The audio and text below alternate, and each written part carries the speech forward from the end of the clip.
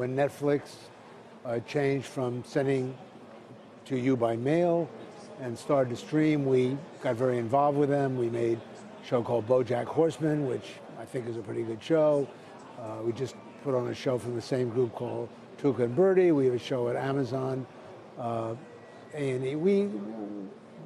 Whoever wants us, we'll go. It used to be so simple, though, with streaming, and now there are so many choices and an increasing number of choices on the way. Is there such a thing as too many choices? Is this going to get as expensive as cable? I never thought it was simple when I was one of 3 network buyers. Now I'm thinking how fantastic it was. You got everything was presented to you. You had 2 competitors. You had 30% of the audience. If you had less than 30%, you got canceled. It's a different world. It's a great world. It's great for content creators. It's great for the consumer. It's revolutionary. It's no more revolutionary than going from radio to movies to television to video to Blu-ray to cable. It's just the next technological version of still trying to come up with something that makes you laugh or cry or be interested.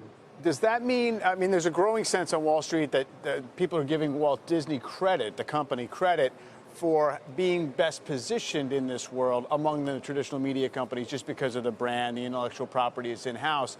But this idea that Netflix, with a few $1 billion a year, can create a virtual library pretty quickly, it would suggest it's not that easy. So if you were back at Disney, would you feel well-positioned or not?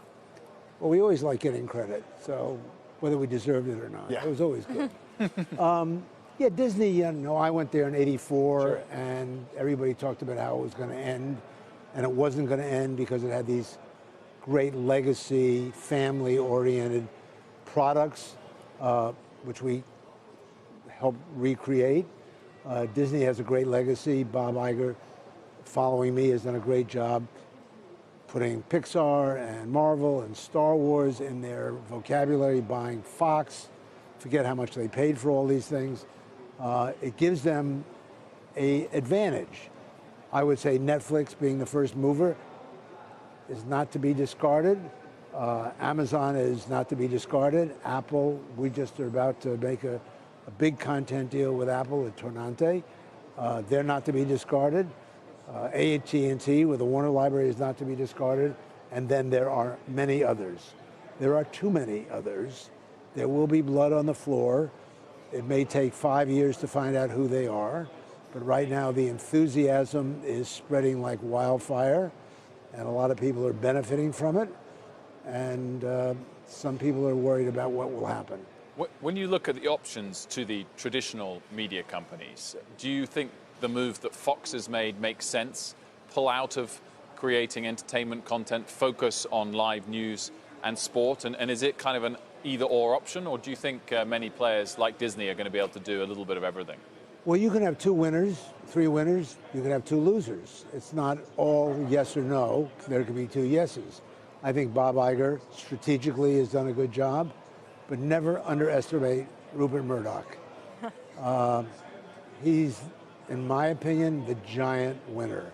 He is, first of all, taken a lot of money off the table, solved, I think, some of his family issues. I don't mean emotional, psychiatric issues. I mean economic issues. He has kept his news. He's kept his network. I think broadcast is going to remain, just like movie theaters are still here. I'm not so sure about cable. Sorry. But the broadcasters have local strength in each market. They have must carry, which means they have to be carried by government.